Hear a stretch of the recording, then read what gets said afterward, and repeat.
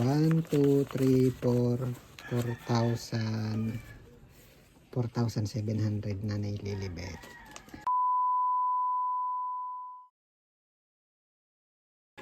Meron rin nagpadala po para sa inyo.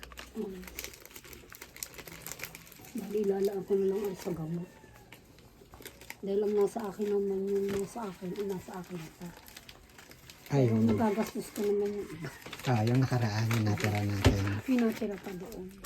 Ang kuhan, yung nangyayari, Kuya Bayo, hindi na nakukuha ang clinic. Tulad ng sabi niya, hindi ako titigil hanggat hindi naman ako gusto ko magtinda talaga.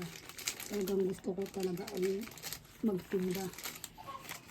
Hindi lang po pwedeng sasabihin natin iyan ho ay talagang nakadepende na lang ako. At kung may dumating na tulong, edi salamat. Salamat po. Maraming salamat po. Ngayon, kung sabi nga natin na dapat kong pagpasalamat yung ganyan, kikilos din ako. Tuloy pa rin ang pagsisita. Hindi ako kailangang sitin pretty dito sa bahay na bili ng biligini. Actually, yun yung sinasabi ko sa lahat. Nanay, hindi lang naman kay Nanay Lilibet. Every time meron po akong niaabot, lagi ko sinasabi, isipin yung walang kasunod. Kasi unang-una, tayo naman nagbabaka sakali. Hindi natin tiyak kung may dadating. Pero ituloy pa rin yung pagsisikap. Para at least, di ba, may dumating o wala. Ayan. Thank you po. Salamat po sa financial na pinagkaloob nyo. Ito po hindi ko po rin sasayangin. Ito po ay, kung maaari po ay talaga ipagpapagamot ko ang aking anak. Bibili ko lang gamot para gumaling. Tuluyang gumaling. Alam po sa kanyang anak na patuloy na umaasang gumaling ang kanyang ama. Dahil hindi ko rin po kayang tiisin ang aking apo at nakikita niya na parang pakiramdam niya sa sarili niya, broken family siya. Kasi walang nanay, walang nag-aasikaso, walang tatay na nag-iintindi sa kanyang paglaki. At ibig sabihin pag yung ano tawag dito, nangangaral o nagbibigay ng magandang ehemplo sa pamilya. Di ba po sabi, ang tatay daw ay ama ng haligi, ng tahanan. Ang nanay ay ilaw ng tahanan. Wala po siya noon, kahit isa. May tatay nga po, PWD naman po. Dahil gawa ng kanyang pag-iisip. Hindi po diretsyo. Ang gusto ko lang pong mangyari ay may pagamot po ng ayos ang aking anak. Na dire-diretso po ang gamutan. Hindi po yung natigil po ang gamutan. Kasi pag tumigil po, nabalik po ang kanyang sakit sa utak. Yun lang po.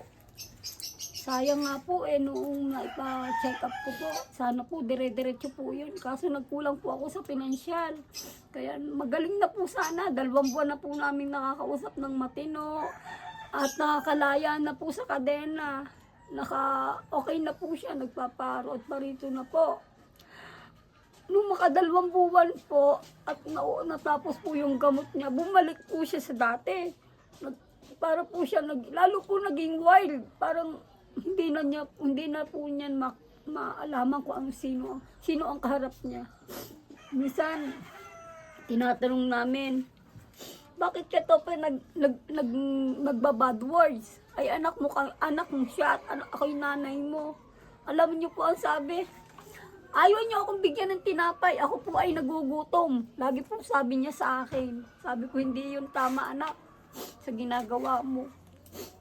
Kaya sabi ko, mayroon ka bang anak na iniisip? Wala daw. Kaya gusto ko po gumaling ang aking anak sa kanyang pag-iisip.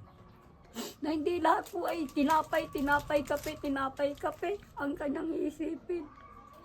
Yung man lang maisip niya po kaming maglola. Hindi po habang panahon ako ako po ay natanda. Ang kanya pong anak ay nalaki, nagkakaisip, naiisip din niya po ang kanyang ama. Naaawa po siya, awang-awa po siya sa kanyang ama. Babay natin dyan, babay na. Babay na po. Maraming po sa nagbigay ng mga tulong sa amin. Salamat po, salamat. At patuloy na kayo ay gabayan ng Diyos at bigyan pa ng mahabang buhay at magkaroon po ng magandang sa inyong pamilya at sa buong ano. Pasalamat din rin po ako kay Sir Benji, kay Kuya Benji.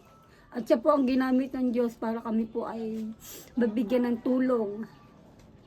Sa loob po ng 2 taon, magtatatlong taon na po. Si Kuya Benji po ang ginamit ng Diyos para po siya ay magbigay tulong sa amin. Kaya ako may naibigay ulit sa inyo. Salamat ka, baby, ha. Maraming salamat po kay Ma'am Maricar Consulta 1017, Krong Krong Manawari 600, at kay Mama Billones Gritel 3076. Yun po yung total of 4,693. Yun, para po sa inyo, Nanay Lilibet. Para sa inyo, Kristen Jen. Okay.